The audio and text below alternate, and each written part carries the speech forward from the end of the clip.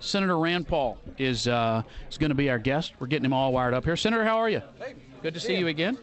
I sat in the spin room with you Saturday night after the debate. No, you don't need it. Just me and you. I sat in the spin room with you Saturday night after the debate. And I watched every surrogate for every candidate be asked questions.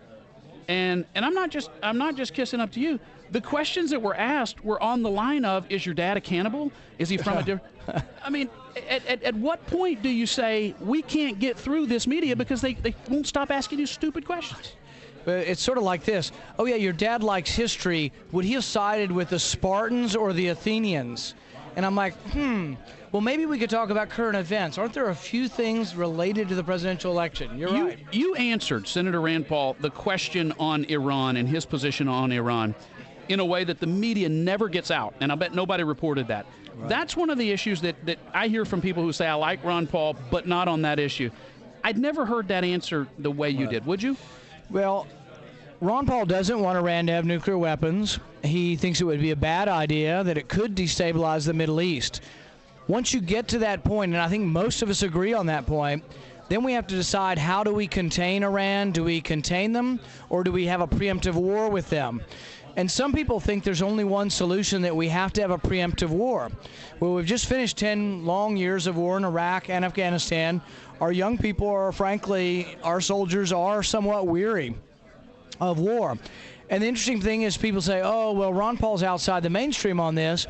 The three previous heads of the U.S. Central Command, General Zinni, General Abizaid, and Admiral Fallon, have all cautioned against a preemptive strike on Iran because they say, you know what, the unintended consequences might be worse than actually trying to contain them.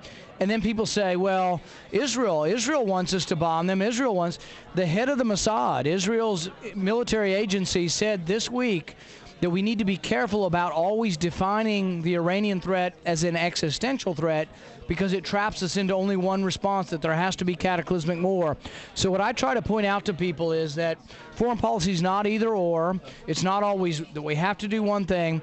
And even if we decided as a country to bomb Iran, the difference is that Ron Paul would ask for a declaration of war, and he wouldn't do it unless Congress voted for it. Senator Rand Paul, one of the things that Ron Paul has taken to talking about on the campaign was that there were 4 congressmen in 1976 who went with Ronald Reagan and not with Gerald Ford. It almost seems like he's burnishing his Republican credentials and reminding people, hey, look, I was a Republican when a lot of folks weren't, certainly not a Mitt Romney or some of these other folks. But I get the sense that the National Republican Party is not only not paying attention to Ron Paul, it's as if they are actively working against him. And I suspect, based on some comments that have sort of been rumored as we're here, that they're the ones fueling this whole third-party distraction, which is, frankly, a distraction from your campaign. Yeah, I think so. There are several people that are running for the Republican nomination who say, oh, I'm a Reagan conservative. But one of Reagan's big platforms in 1980 was to eliminate the Department of Education. It became part of the Republican platform, and from 1980 to the year 2000, Republican platform officially said we should eliminate the Department of Education. But many of these people on the stage who call themselves Reagan conservatives voted for No Child Left Behind, which doubled the size of the Department of Education. And that would be Rick Santorum. Yeah, as well as Newt Gingrich supported it. Newt Gingrich traveled around with Al Sharpton saying he was a big fan of President Obama's education plan. So these aren't really conservative positions. The other big position, a couple of other ones, Rick Santorum's always been opposed to right to work. I know Texas is a right-to-work state, South Carolina is a right-to-work state, and it really, his position's way outside the mainstream in opposing right-to-work in the Republican primary, but you don't hear one person say, oh, Rick Santorum can't run because he's outside the mainstream because he opposes right-to-work. You never hear that.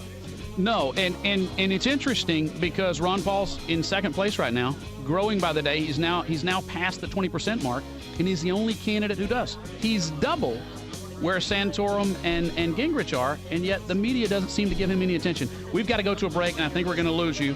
Senator Rand Paul, son of Ron Paul, more Michael Berry Show coming up.